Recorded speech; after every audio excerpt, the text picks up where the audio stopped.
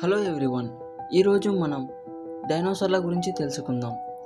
ఒకసారి ఆలోచించండి, 65,000 సంవత్సరాల క్రితం మీరు ఉన్న చోట ఒక పెద్ద డైనోసార్ తిరుగుతూ ఉండేది మరియు భూమి షేక్ చేసేంతటి డైనోసార్లు ఉండేవి. పెద్ద పెద్ద చెట్లతో కూడిన అడవిలో 8 ఫ్లోర్స్ మాన్స్టర్స్ మరియు ఆకాశంలో జైంట్ పక్షులు తిరుగుతూ ఉండేవి. సముద్రపు లోతుల్లో నుంచి ఆకాశం వరకు ఒక్కటే రాజ్యం, అది డైనోసార్లది. కానీ ఇలా ఏమైంది? కొన్ని గంటల్లో వినాశనం జరిగింది. డైనోసార్లు ఎలా కనుమరుగయ్యాయి? మన పూర్వీకులు ప్రాణాలతో ఎలా వచ్చారు? మనిషి ఈ భూమిపైన ఎలా పుట్టారు? పదండి తెలుసుకుందాం ఈ వీడియోలో. కొన్ని వేల సంవత్సరాల క్రితం అప్పుడు ఎర్త్ ఒక ఏలియన్ ప్లానెట్ లాగా ఉండేది. ఆక్సిజన్ లెవెల్ ఎక్కువగా ఉండటం వల్ల 30 ఫ్లోర్స్ అంత ట్రీస్ ఉండేవి. ఇందులో డైనోసార్లు నివసిస్తూ ఉండేవి. అర్జెంటినోసోరస్ అనే జంతువులు ప్రపంచంలోనే అతిపెద్ద జంతువులు. అప్పుడు భారతదేశం ఇలా లావాతో నిండి ఉండేది.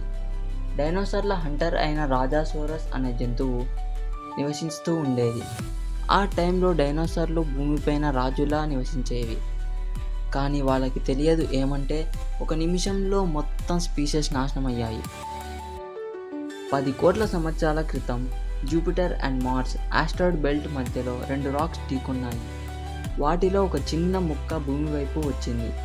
అది 10 కిలోమీటర్ల అంత వెడల్పుతో, మౌంట్ ఎవరెస్ట్ అంత ఎత్తుతో భూమిపైకి 22 km/s స్పీడుతో వచ్చింది.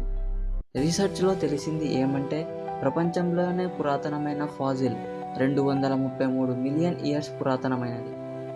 అకార్డింగ్ టు ఎస్టిమేషన్, వరల్డ్లో 2.3 బిలియన్ల డైనోసార్లు ఉండేవి. నియర్లీ 900 యొక్క వెరైటీ స్పీషీస్ ఉండేవి.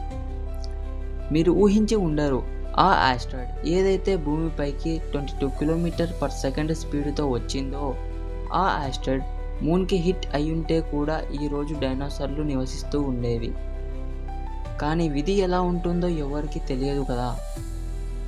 అయితే ఇది ఒక్కటే కాదు, ఇంతకు ముందు కూడా 300 కిలోమీటర్ల డయామీటర్తో అతిపెద్ద ఆస్ట్రాయిడ్ భూమిపైకి సౌత్ ఆఫ్రికాలో హిట్ అయ్యింది. ఇది డైనోసార్ల కన్నా 2 బిలియన్ సంవత్సరాల క్రితం ముందు. ఆ టైంలో డైనోసార్లు ఉండేవి కాదు. ఎలా అయితే జూపిటర్ నుంచి ఆ ఆస్ట్రాయిడ్ ఎర్త్ అట్మాస్ఫియర్లో ఎంటర్ అయ్యిందో, air resistance and gravitational force వల్ల అది ఒక పెద్ద ఫైర్ బాల్ లాగా మారింది. అది చూడటానికి ఎలా ఉందంటే, సన్ మన భూమిపైకి వచ్చినంతలా. దానివల్ల భూమిపైన ఒక పెద్ద ఎక్స్ప్లోజన్ జరిగింది. ఎంతలా అంటే నియర్లీ 108 హిరోషిమా బాంబ్స్ పేలినంత ఎక్స్ప్లోజన్ జరిగింది. దీనివల్ల ఒక క్రియేటర్ వ్యాపించింది. దాని యొక్క లెంత్ వచ్చేసి 200 కిలోమీటర్లు అండ్ డెప్త్ వచ్చేసి 20 కిలోమీటర్లు. దాని పేరే చిక్లప్ క్రియేటర్.